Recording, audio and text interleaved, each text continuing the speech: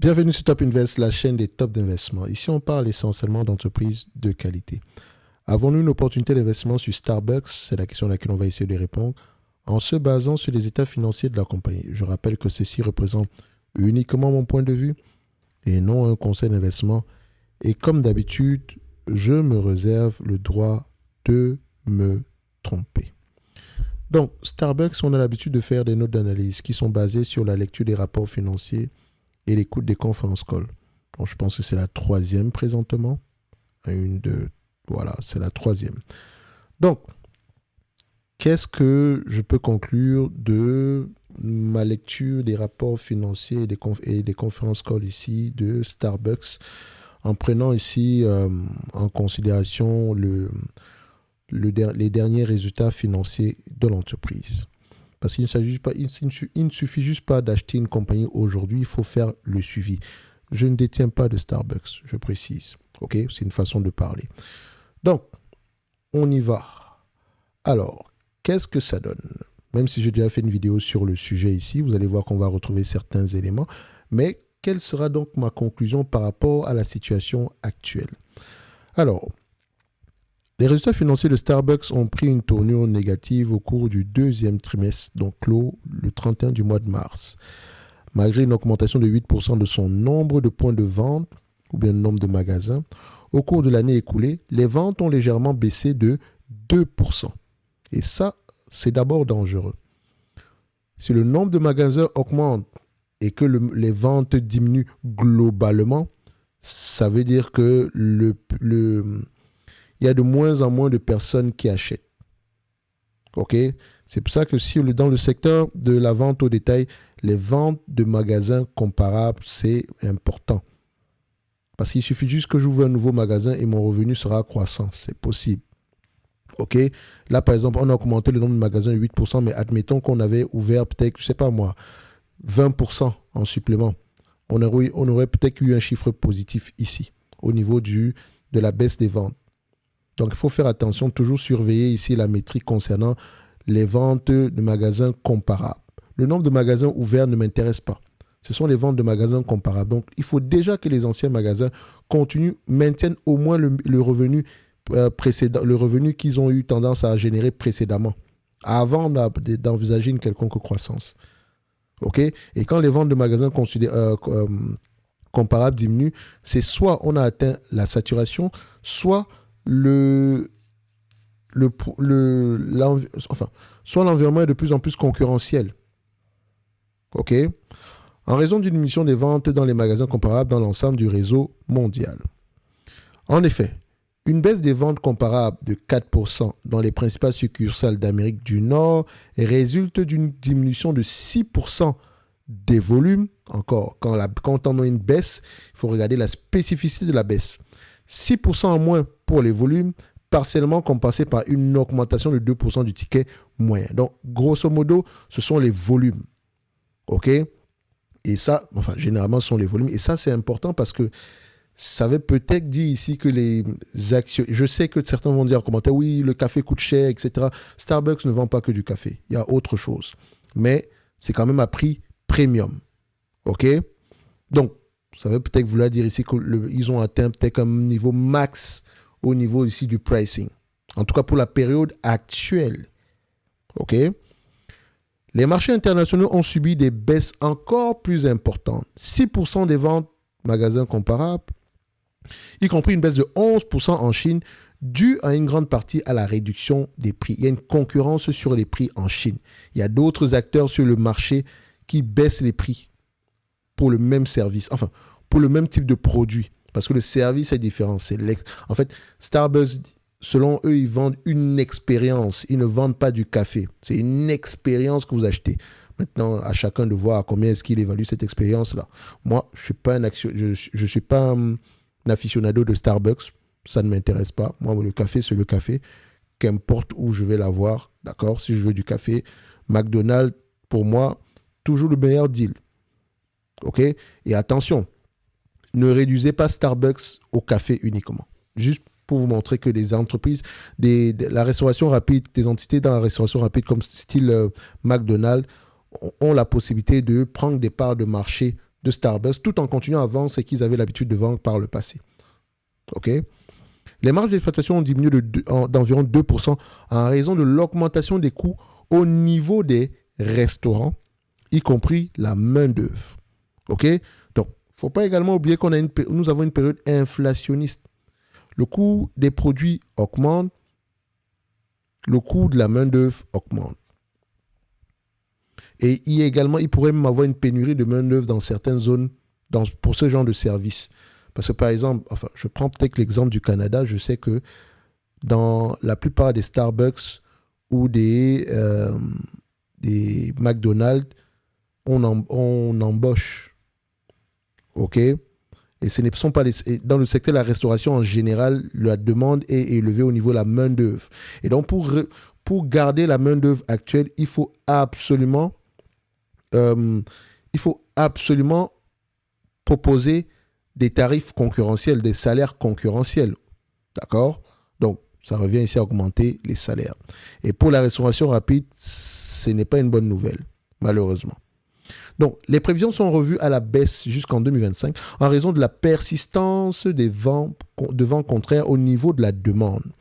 Le recul actuel des dépenses domestiques s'accompagne d'une escalade des problèmes géopolitiques sur les marchés desservis par Starbucks au Moyen-Orient et en Europe de l'Ouest.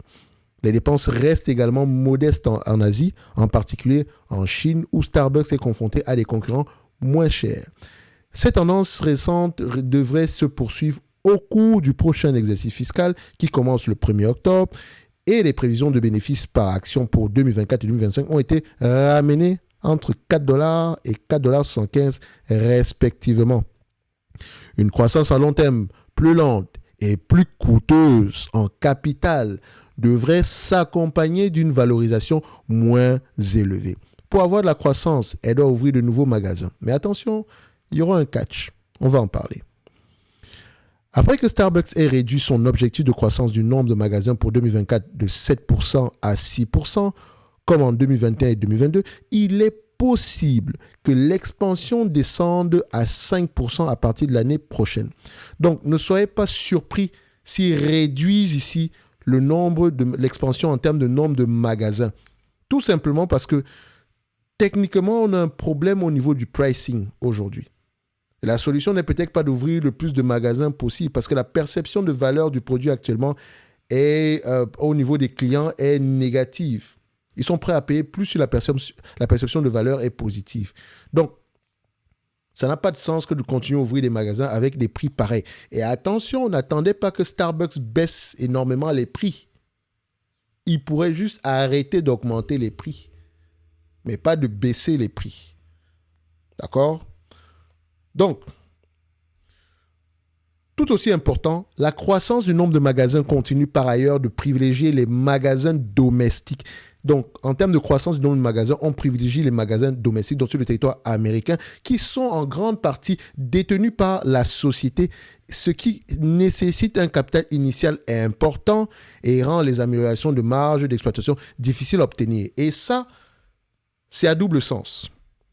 Oui, le nombre de magasins détenus par l'entreprise est élevé, mais n'oubliez pas que Starbucks peut adopter une stratégie peut clairement avoir recours à des franchisés. Donc des gens qui seraient prêts à acheter les magasins détenus en propre par Starbucks. Opérer ces magasins-là moyennant une commission derrière sur le revenu. Et Starbucks serait uniquement là pour s'occuper du marketing, de l'entraînement ici, de la force de vente, tout ce genre de choses-là. Bref, c'est une solution ici pour lever du capital et pour augmenter les marges. Parce que dites-vous que franchiser ici, c'est uniquement opérer un système. D'accord? Donc, généralement, les marges sont élevées. Et quand on dit opérer un système ici, ça veut dire que si on doit découper les oignons en 10 secondes, vous envoyez la stratégie et vous entraînez le personnel, vous envoyez la méthode ou bien les outils qui nous permettent de le faire ici rapidement. D'accord? Si le menu change et que le menu doit changer de manière géographique ou nationale, vous entraînez également le personnel, vous nous montrez comment est-ce qu'on doit faire. Tout doit être, je dirais pas systématisé, mais voilà. Tout doit être documenté. Tout doit avoir ici, on devrait normalement ici avoir la possibilité de faire les choses ici un peu comme dans une usine. D'accord? C'est un peu comme dans une... Standardisé, c'est le terme que je recherche. OK? Donc, quand moi, je vois que Starbucks, présentement, a un nombre de magasins élevé, parce que les magasins en question rapportent plus d'argent, les scènes, ce sont les franchisés ici, il y a de grandes chances que le revenu de Starbucks, s'ils adoptent la stratégie liée, s'ils adoptent ici la stratégie 100% licence, il y a de grandes chances que les revenus diminuent, mais que les marges augmentent. Une entreprise que j'aime souvent présenter ici, c'est MTY Food Group. C'est une compagnie canadienne. On a de très belles entreprises au Canada. D'accord? Et c'est une entreprise ici qui est à 100% franchisée. Ils ont énormément de bannières. Je dis bien énormément. En fait, ils ont plusieurs, que ce soit la vente ici de nourriture venant de du Moyen-Orient, de style la cuisine asiatique, bouffe africaine, comme tout ce que vous voulez. Ils ont toutes ces bannières-là. Si je vous montre les bannières de cette compagnie, vous allez vous dire que, mais waouh, comment est-ce qu'elle arrive à gérer ça? Tout simplement parce qu'elle est seulement là pour licencier, pour gérer à peu près, standardiser la production par rapport à toutes ces bannières-là. J'avoue que la critique que j'ai souvent à faire sur cette compagnie, c'est qu'il y a des bannières ici qu'on pourrait exploiter plus que d'autres. OK? Parfois, il y a des bannières qui sont vieillissantes ici sur lesquelles on n'a pas énormément investi. Et pour dire, entre parenthèses, MTY également pourrait même être sous-évalué en date d'aujourd'hui. OK? Donc, si on revient sur Starbucks et qu'on a à peu près et qu'on permet ici aux entreprises de... Si on adopte une stratégie ici de licenciation ou bien axée sur les franchisés, d'accord, le revenu peut avoir tendance à diminuer, mais les marges augmenter de telle sorte qu'en fait, les bénéfices ne devront pas diminuer. Au contraire, ils vont même avoir tendance à augmenter très rapidement. Parce que la partie que je vous ai mentionnée tantôt, où je disais que Starbucks ici, la dépense en capital de croissance pourrait augmenter. Donc, la croissance du nombre de magasins continue par ailleurs de privilégier les magasins domestiques, dont c'est plutôt plus haut ici. On avait plutôt ça.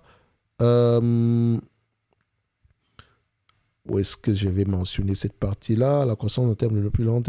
OK. Une croissance à long terme plus lente et plus coûteuse en capital devrait s'accompagner d'une valorisation moins élevée. Mais si elle adopte ici, si elle s'en va vers le business model axé sur les franchises, on aura tendance ici à avoir une dépense en capital moins élevée et une croissance plus élevée. Bon, je pense que par rapport aux franchises ici, il y a également, par rapport aussi aux compagnies qui appartiennent à l'entreprise, il y a également un avantage. Donc, faites attention. Mais ça reste une alternative. Il ne faudra pas être étonné si elle adopte cette stratégie-là. Voilà ce qui va se passer. Et dès aujourd'hui, on essaie d'anticiper les choses. OK? Et donc, dans ce sens-là, si on voit des revenus baisser et que les marges augmentent, ça veut dire qu'on a commencé à adopter ces stratégies-là. OK? Donc, on continue. Entre-temps, la direction pourrait revoir ses ambitions en Chine où l'expansion annuelle de 12 à 15% des magasins est désormais contrecarrée par des baisses à 2 chiffres des ventes comparables dans les magasins existants. Ce qui veut dire ici que les magasins existants perdent de l'argent et ça n'a aucun sens de continuer à en ouvrir de plus en plus. OK? Il faut d'abord stabiliser ces magasins-là. Et la concurrence est rude en Chine parce que c'est une concurrence essentiellement basée sur les prix. Les Chinois n'achètent pas la marque, ils achètent le prix. Ils achètent ici, c'est l'utilité, c'est le café, d'accord? Donc, le café ou bien, bref, c'est le prix qui est important pour eux parce qu'eux également, c'est pas comme s'ils roulent sur l'or, d'accord? Et donc, il est probable que l'amélioration des bénéfices au cours des 3 à 5 prochaines années ralentissent et maintiennent les valorisations en dessous des niveaux passés. Et ça, c'est mon avis. Ce qui veut dire ici que sur Starbucks en date d'aujourd'hui, par rapport aux éléments qu'on a présentement, on aura une revalorisation du prix. Donc, le prix, les PER de 20 vont avoir tendance à changer. C'est fini, ça. De 25 et 30, c'est fini. Présentement, le ralentissement actuel va nous encourager à peu près avoir... Quand je dis c'est fini, encore une fois, c'est par rapport à la problématique actuelle. S'ils arrivent à trouver une solution par rapport à ça, tant mieux également. Mais en date d'aujourd'hui, si je veux investir sur du Starbucks, je commence par du 15 fois les bénéfices. OK? Actuellement, pour moi, ça sera correctement évalué. Et tout le bénéfice viendra ici du fait que l'entreprise continue à augmenter les bénéfices nets de plus en plus. Et ça passe par le nombre de magasins, la vente comparable de magasins, etc. Donc, idéalement, j'aimerais avoir cette compagnie aux alentours des 55 $. Ça, c'est idéalement. Mais au prix actuel, c'est correctement évalué. Donc, je pense que je ne surpaye pas si les revenus restent au même niveau, les marges au même niveau et les coûts au même niveau. Ce n'est que mon avis et non un conseil d'investissement. Maintenant, vous voulez qu'on parle du dividende. Ce dividende-là, il est safe. Il y a de grandes chances qu'il reste au moins à ce niveau ou bien qu'il continue à croître. Point barre. OK? Donc, en premier commentaire épinglé sous cette vidéo, vous pouvez retrouver un lien pour tous ceux qui veulent faire du stock picking de manière sérieuse. Parce que ça, ce qu'on vient de faire ici, c'est une analyse approfondie, dit de manière simple. Hein, parce que techniquement, on doit passer par l'historique, d'autres éléments ici. Mais c'est à peu près un résumé de ce que... Parce que moi, je suis l'entreprise depuis plusieurs mois. Donc, c'est un résumé à peu près trimestre après trimestre de ce que moi, j'ai compris sur cette compagnie-là. Et vous pouvez voir ici qu'il y a une évolution ici de la pensée parce qu'on ne s'en est pas exclu. Il faut avoir ici la lucidité nécessaire pour pouvoir identifier les changements en date d'aujourd'hui. Il y a quelques mois, on pouvait être prêt à payer du 20 fois les bénéfices, mais aujourd'hui, avec les éléments actuels, il faut être prudent. OK? Il faut être prudent. Et donc, à 15 fois les bénéfices, c'est correct. En dessous, c'est parfait. D'accord? Donc, si ça vous intéresse, le lien en description de la vidéo. Et on se donne rendez-vous sur la prochaine vidéo. Merci.